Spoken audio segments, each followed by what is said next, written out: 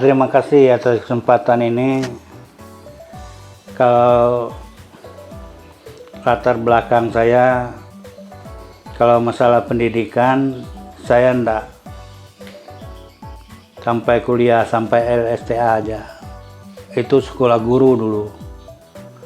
Setelah saya tamat tahun 80, saya enggak nyambung lagi, langsung buat lamaran.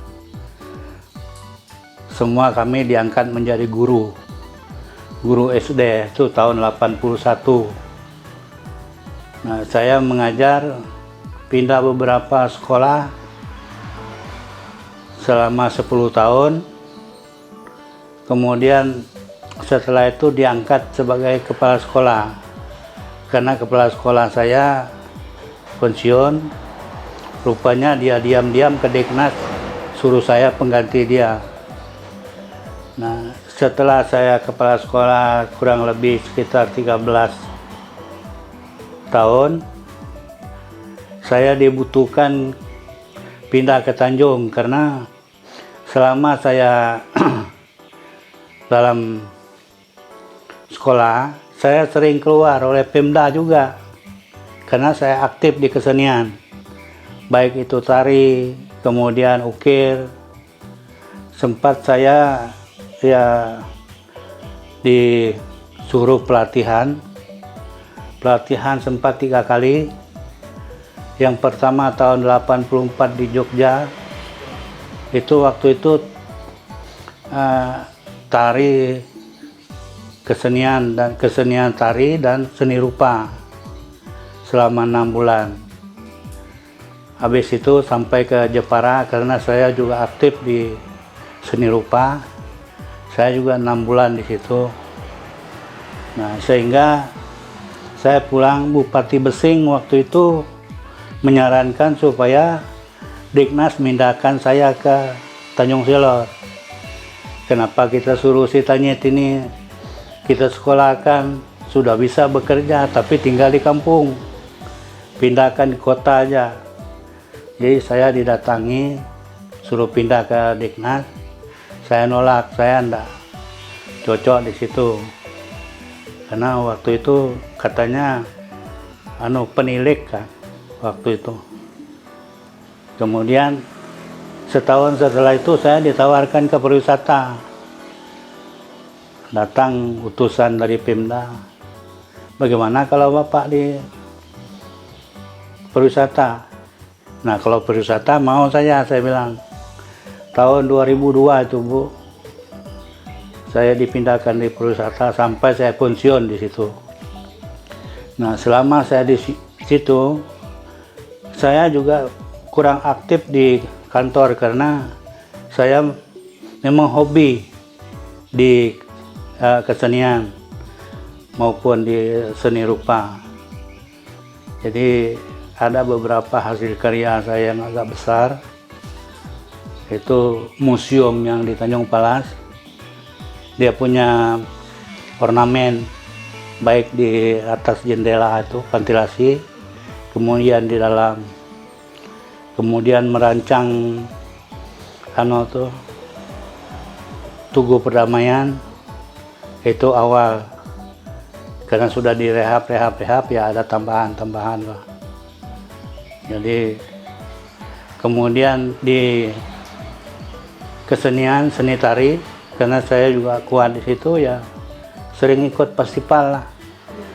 Karena sejak saya pindah di pariwisata, saya bentuk sanggar tari yang dipegang langsung ibu, karena saya kan aktif di jadi ibu yang menjalankan. Jadi sering mewakili Pemda ke event-event baik tari maupun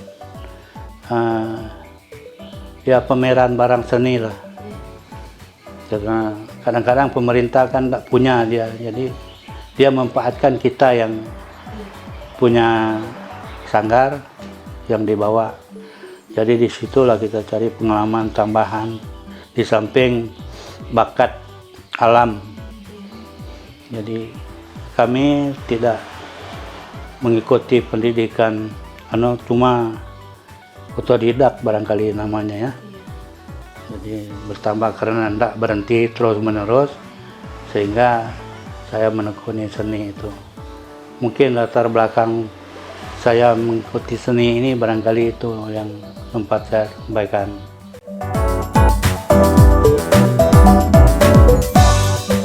Kalau kegiatan saya sehari-hari masih sebelum sakit itu ya berkarya buat seni rupa.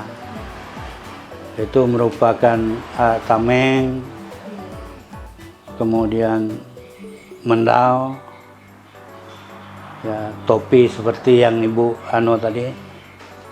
Dan kadang-kadang kita melayani pesanan orang. Jadi kita mengikuti pasar yang mana yang diingini orang.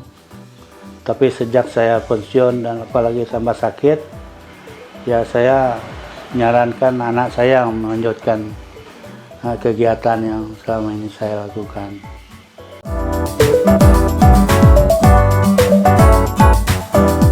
Ya, saya barangkali karena bakat alam tadi, jadi tanpa saya merencanakan mengalir aja bakat alam, dan termasuk hobi lah. Walaupun pekerjaan itu berat, tapi saya tetap melaksanakannya dan merasa terhibur kalau selama bekerja itu terhibur. Jadi mungkin bakat sama hobi barangkali menyebabkan.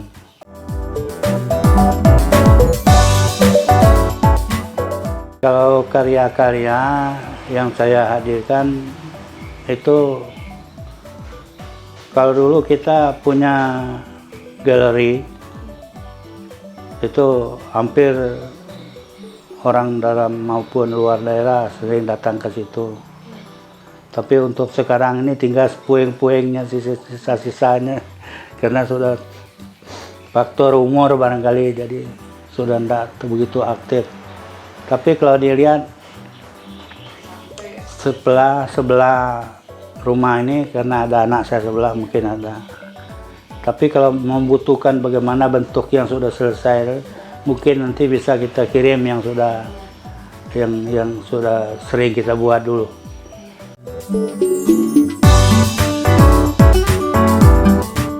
Sering saya berkolaborasi dengan seniman-seniman lain, baik itu tari, karena sejak saya pindah di pariwisata dulu, kita aktif setiap tahun itu buat nganu tari massal. Jadi pada waktu kita membuat tari massal, kita kolaborasi dengan anak-anak sekolah, grup-grup kesenian, sanggar tari yang ada.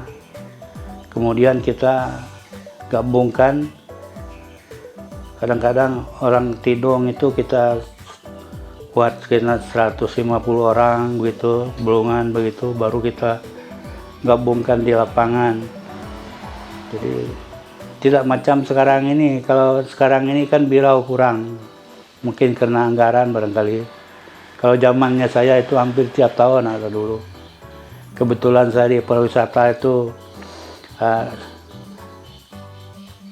kepala seksi kesenian, jadi tidak lepas saya yang menangani.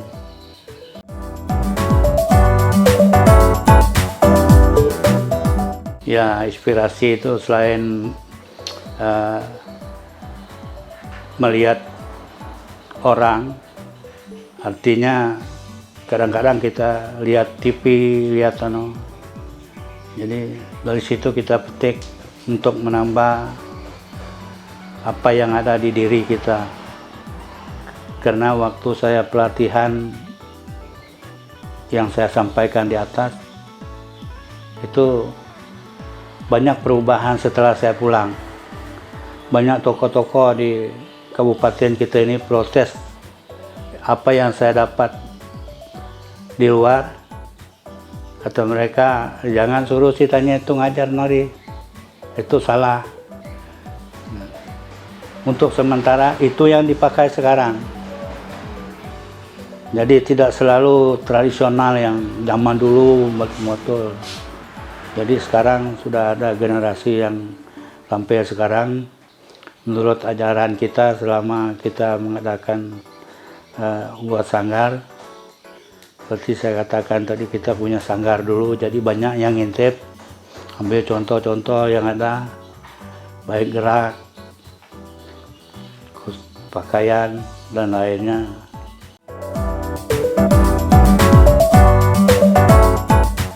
Kalau karya yang berkesan bagi saya, yang mungkin orang lain yang barangkali bisa menentukannya. Karena semua yang berkesan, yang saya buat, itu berkesan bagi saya. Tapi saya tahu itu menarik bagi masyarakat karena orang pesan hasil karya saya di contohnya ada sampai. Kalau dulu main sampai itu 10 tahun lalu memang jarang orang, hampir tidak ada lah, cuma orang tua. Tapi sekarang saya lihat sudah banyak yang anak muda, jadi saya termasuk ya senang lah melihat generasi muda yang berkesan bagi saya. Mudahan itu bisa dilanjut ke generasi muda, apalagi ada binaan dari kantor-kantor seperti kamu.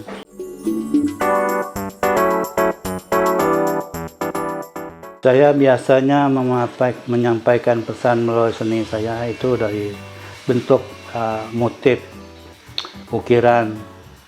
Karena setiap saya bekerja itu ada maknanya saya buat. Ada beberapa seniman yang membuat, begitu dia bekerja ditanya orang luar atau siapapun dia tanya, itu dia kurang pas kasih arti daripada motif itu. Kalau saya setiap buat ukiran itu selalu artinya. Ada beberapa karya saya ya di kabupaten ini terlihat barangkali di balai desa, karena banyak balai desa yang ada di Kabupaten Bulungan ini, itu saya yang merancang sampai ke Kabupaten Berau lah. Hasil karya kita ada di balai-balai adat.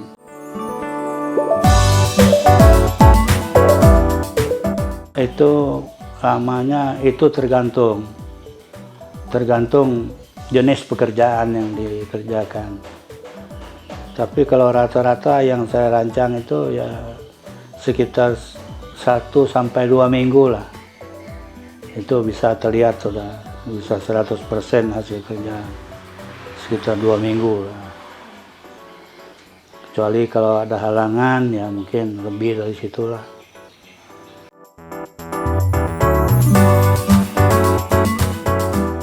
Kalau festival dan pameran itu, kalau saya ingat waktu saya di pariwisata itu sampai 1 sampai 2 kali setahun. Itu di luar daerah. Karena selalu Pemda kita untuk mewakili Pemda. Kalau untuk pameran sendiri itu belum pernah, kecuali kalau di kabupaten itu sering pameran hasil karya sendiri. Kalau untuk di luar ya kita gabung dengan seniman lain. Kalau patung masih saya buat, itu patungnya dari kayu.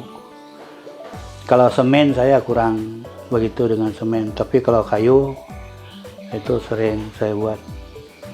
Ya kalau patung itu ya arti keseluruhannya itu ya selamat datang, mengucapkan selamat datang. Dia menyapa orang, dia selalu menghadap ke depan, kemudian dia megang tameng yang mengucapkan ya untuk melindungi diri dia itu. Itu kalau kita buat patung.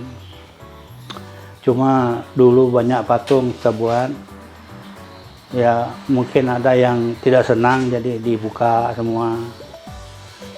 Sekarang patung-patung di Kabupaten Bulungan ini kurang. Saya pernah buat juga di Taman Mini Indonesia Indah, Anjungan, Kaltim. Ada aksesoris ukiran di situ. Itu banyak karya saya di situ. Tapi bukan saya, ada juga yang lain. Ya, kalau dulu awal kita buat itu dari kayu tok, kayu besar. Tempat kita ukir, mungkin ada 1 tahun dia berdiri di situ. Jadi ada masukan dari seniman muda lah, datang ke kantor minta motif dibuatkan, motif bulungannya bagaimana Pak, tidongnya berapa, yang dayaknya berapa. Saya kasih masukan, mereka nempel di kayu itu. Jadi kayu itu tidak kelihatan sekarang, semen aja yang kelihatan. Nah, sementara artinya ya perdamaian lah, ukiran tameng yang perisai itu kalau diartikan itu ada keterkaitan bersatu lah. Kalau ada tameng yang ada mata dan mulutnya, itu enggak ada di situ. Itu ukiran persatuan saja yang ada di sana. Enggak ada mata, enggak ada mulutnya itu.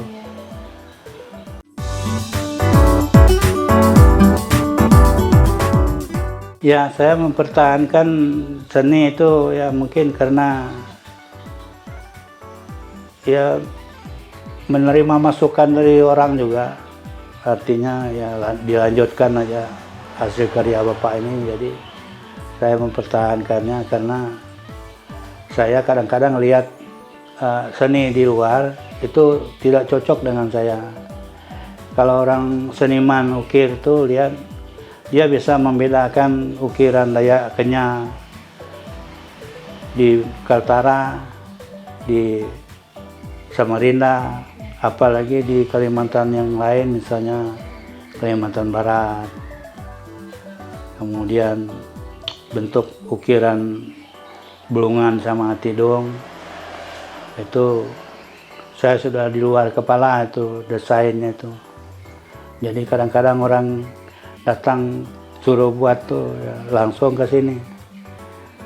Ada lagi satu contoh karya saya yang mungkin orang tidak bisa tahu itu ada cap Kabupaten Bulungan itu yang lambang itu ada tamengnya itu di dalam tuh. Ke sini orang buatnya itu dulu, datang mereka membuat di sini, mereka bawa ke Jogja yang nyetaknya dulu. Jadi sampai sekarang kalau dibesarkan itu kelihatan dia ada ukiran tidongnya, bulungannya, dayaknya, ada 3 itu. Di tameng itu Pak? Iya, di tameng itu.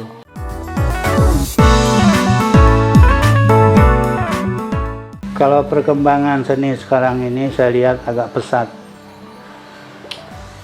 Terlihat di event-event. Kalau dulu kita mengadakan event festival itu peminatnya tidak banyak, boleh dikatakan tidak ada yang tidak suka. Kalau sekarang ini saya lihat agak pesat karena pesertanya cukup banyak. Jadi apalagi ada binaan dari Deknas atau dari siapa kalau mengadakan event, saya lihat banyak pesertanya yang ikut.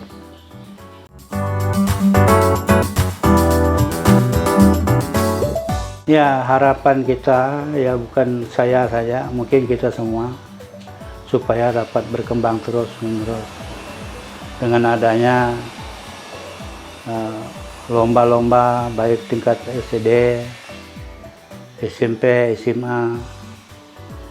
Jadi saya ada tahun berapa itu ada seniman masuk sekolah. Saya sempat di SMK. Tapi sekarang ini rupanya tergantung program, nggak ada lagi. Saya tanya sama Deknas yang menanganinya, nggak ada lagi Pak, bilang. Padahal itu baik tuh rencana tuh. Dengan adanya itu kan bisa berkembang minat anak-anak sekolah. Karena minat itu diciptakan dari kecil, bukan tiba-tiba kita besar baru bisa berhasil. Tuh dari kecil tuh kerja terus menerus baru bisa berhasil. Saya buat patung sama ukir tuh mahat. Iya, dipahat kan? Ya, ada tameng-tameng atau perisai kah. Kalau itu dipahat. Dipahat. Nah, nilai ekonominya juga beda tuh kalau Iya, pahat sama dilukis ya. ya sama dilukis.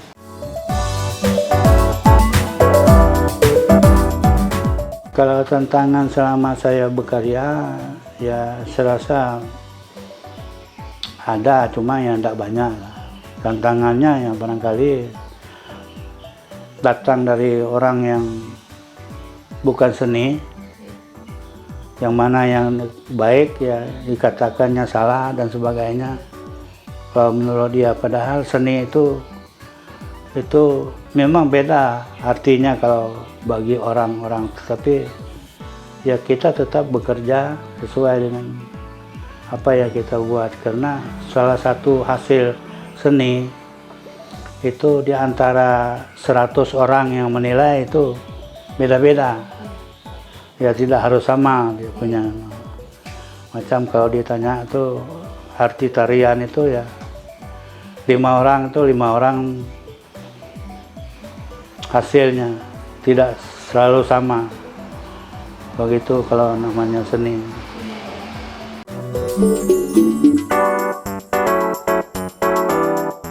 Ya, selama saya bekerja, keuntungannya ya menambah ekonomi keluarga. Karena setiap hasil bekerja itu ya selalu dihargai orang. Kadang-kadang Pemda manggil suruh buat ini, kasih uang. Nah, itu enaknya itu aja, menambah hasil ekonomi.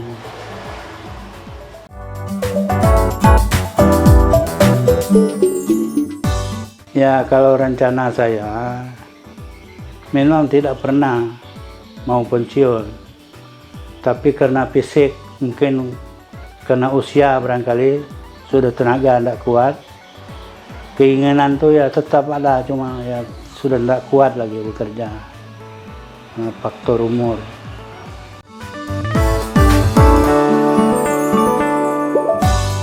Ya, saya pesan kepada semua seniman-seniman yang muda sekarang ini, kuncinya jangan berhenti bekerja, kerja terus menerus. Jangan kita bekerja kalau tidak mau dibeli orang, itu salah. Kerja aja. Jadi dengan adanya kita bekerja terus menerus, dari situ kita bertambah pengetahuan. Kalau kita bekerja satu terus tidak laku, berhenti, itu sudah jauh salah. Jadi kalau seniman muda ini yang bekerja terus, baik seni tari, seni rupa dan sebagainya. Itu pesan saya kepada generasi muda. Daripada bagus tangan, bagus bekerja.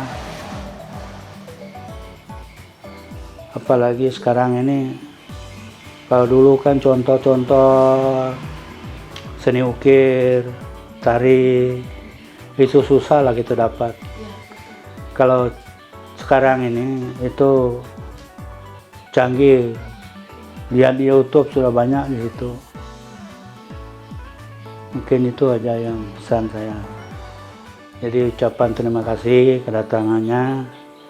Kemudian saya sarankan ya banyak mengadakan event lah, karena melalui event lah generasi muda ini bisa bertambah pengetahuannya.